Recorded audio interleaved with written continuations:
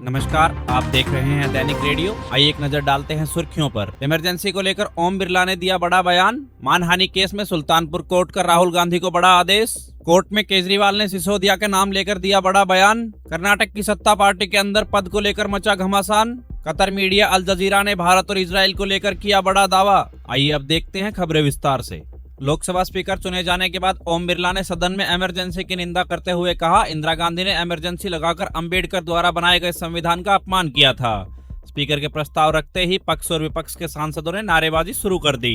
Speaker Om Birla emergency के दौरान जान गंवाने वालों की याद में 2 मिनट का मौन रखने को कहा तो सत्ता पक्ष के सांसदों ने मौन रखा, लेकिन कांग्रेस और विपक्ष के सांसद हंगामा करते रहे। कांग्रेस सांसदों का आरोप था कि स्पीकर भाजपा का एजेंडा चला रहे हैं। मौन के बाद स्पीकर ने गुरुवार तक के लिए संसद को स्थगित कर दिया। अब कल गुरुवार को संसद में राष्ट्रपति का अभिभाषण होगा। इससे पहले एनडीए उम्मीदवार ओम बिरला आज बुधवार को ध्वनिमत से लोकसभा के स्पीकर चुने गए हैं। पीएम नरेंद्र मोदी और सदन में विपक्ष के नेता राहुल गांधी उन्हें आसन तक छोड़ने आए थे। विपक्ष ने मतदान की मांग की थी, जहाँ उनके उम्मीदवार के सुरेश थे। इस पर प्रोटेम स्पीकर भर्तृहरि महताब ने यह मांग खारिज कर दी। बता दें कि पीएम मोदी ने ओम बिरला के नाम का प्रस्ताव रखते हुए कहा था कि ओम बिरला का अनुभव देश के काम आएगा। इस पर राहुल गांधी ने कहा, मुझे विश्वास है कि आप विपक्ष की आवाज दबने नहीं देंगे। आइए बढ़ते हैं अगली खबर की तरफ। सुल्तानपुर की एमपी एमएलए कोर्ट ने कांग्रेस सांसद राहुल गांधी को अमित शाह के हेट स्पीच केस में 2 जुलाई को पेश होने का आदेश दिया है। आज बुधवार को हुई सुनवाई के दौरान जज ने राहुल के वकील से पूछा कि वह कहां है। राहुल गांधी के वकील काशी प्रसाद शुक्ला ने बताया कि आज लोकसभा में स्पीकर पद का चुनाव है, इसलिए वह कोर्ट में उपस्थित नहीं हुए।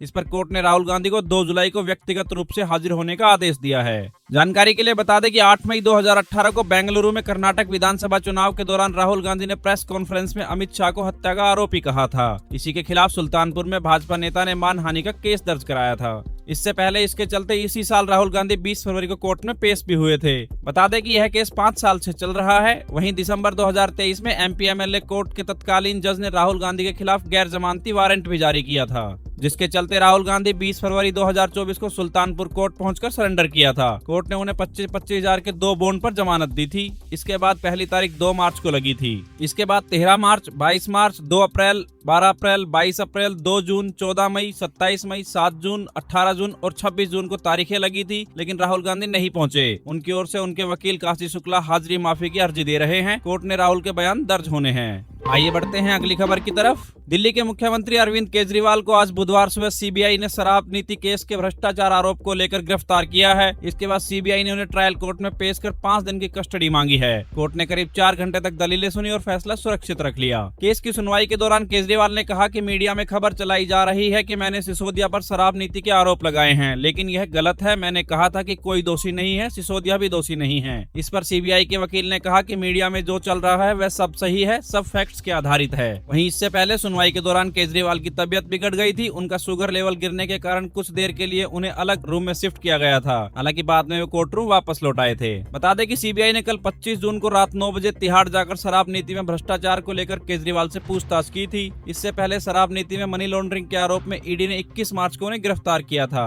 वे पिछले 87 दिन से तिहाड़ जेल में बंद है। हालांकि वे 10 मई से 2 जून तक यानी 21 दिन के पैरोल पर भी थे। वहीं केजरीवाल की गिरफ्तारी सीबीआई ने ट्रायल कोर्ट में ही की है। कोर्ट में केजरीवाल की तरफ से वकील विवेक जैन और विक्रम चौधरी पेश हुए हैं। वहीं सीबीआई की तरफ से वकील डीपी सिंह ने दलीलें रखी। दोनों पक्षों की दलीलें वैकेशन बेंच के जस्टिस अभिषेक रावत ने सुनी हैं। अब इस नए मामले में गिरफ्तारी के बाद केजरीवाल ने सुप्रीम कोर्ट में दाखिल जमानत याचिका वापस ले ली है। लोअर कोर्ट ने मनी लॉन्ड्रिंग केस में 20 जून को उन्हें जमानत दी थी। ईडी इसके खिलाफ हाई कोर्ट पहुंची। 25 जून को हाई कोर्ट ने लोअर कोर्ट का फैसला पलट दिया। इसके खिलाफ केजरीवाल ने सुप्रीम कोर्ट में याचिका लगाई थी, मगर आज सुप्रीम कोर्ट में मामले की सुनवाई शुरू होने पर केजरीवाल के वकील अभिषेक मनु सिंघवी ने कहा कि केजरीवाल को सीबीआई ने गिरफ्तार कर लिया है। दिल्ली हाई कोर्ट ने भी 25 जून के लोअर कोर्ट के जमानत देने के आदेश को पलट दिया है। अब हम हाई कोर्ट में 25 जून के ऑर्डर के खिलाफ नई याचिका लगाएंगे, इसलिए मौजूदा याचिका को वापस लेना चाहते हैं। इसके बाद सुप्रीम कोर्ट ने ईडी के वकील एसवी राजू की सहमति के बाद याचिका वापस लेने की इजाजत दे दी है।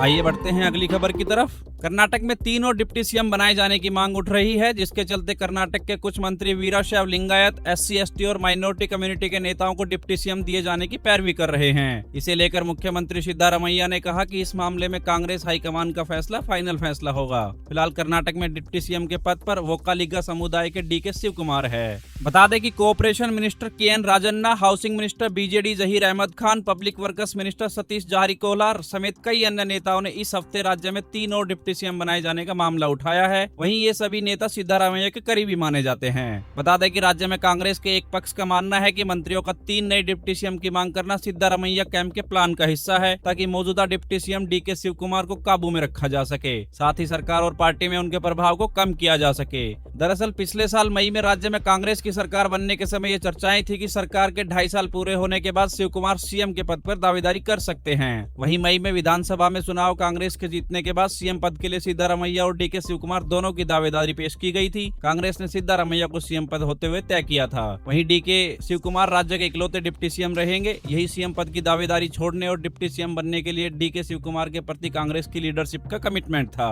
आइए बढ़ते हैं अगली खबर की तरफ। कतर के मीडिया अल जजीरा ने अपनी रिपोर्ट में इस बात का दावा किया है कि भारत ने हमास के खिलाफ जंग के बीच इजराइल को हथियार निर्यात किए हैं। इसके मुताबिक भारत ने इजराइल को 20 टन रॉकेट इंजन, 12.5 टन विस्फोटक चार्ज वाले रॉकेट, 1500 किलो विस्फोटक सामान और 740 किलो गोला बारूद सप्लाई किया है। इस रिपोर्ट के मुताबिक 15 मई को बोरकाम नामक एक कार्गो जहाज स्पेन के तट पर पहुंचा था, जहां कुछ प्रदर्शनकारियों ने फिलिस्तीनी झंडा लहराते हुए अधिकारियों से जहाज की जांच की मांग की थी। यूरोपियन यूनियन संसद के वामपंथी सदस्यों ने स्पेन के राष्ट्रपति पेड्रो सांचेज से अपील की थी कि वे जहाज को स्पेन के तट पर रुकने की इजाजत ना दे। हालांकि इससे पहले ही स्पेन कोई फैसला करता, बोरकाम जहाज वहां से स्लोवेनिया के कोपर तट पहुंच चुका था। स्पेन की वामपंथी समर पार्टी ने कहा कि जहाज का जाना इस बात का सबूत है कि उस पर इजराइल के लिए हथियार लदे हुए थे। अब अल जजीरा ने इन दावों की पुष्टि की है। रिपोर्ट के मुताबिक यह जहाज 2 अप्रैल को चेन्नई के तट से रवाना हुआ था, जो इजराइल के अस्दोद पोर्ट जा रहा था। वहीं इस मुद्दे पर स्वीडन के थिंक टैंक सिप्री के मुताबिक भारतीय company premier explosive limited rocket motors का पार्ट निर्माण करती है, जिसका इस्तेमाल MRSAM और LRSAM मिसाइल में किया जाता है। कंपनी के एग्जीक्यूटिव डायरेक्टर टी चौधरी ने 31 मई को एक कॉन्फ्रेंस कॉल के जरिए ये बात स्वीकार की थी कि हमास जंग के बीच इजराइल को हथियार सप्लाई किए गए हैं। ये थी आज की बड़ी खबरें। आप देख रहे हैं दैनिक रेडियो। नमस्कार,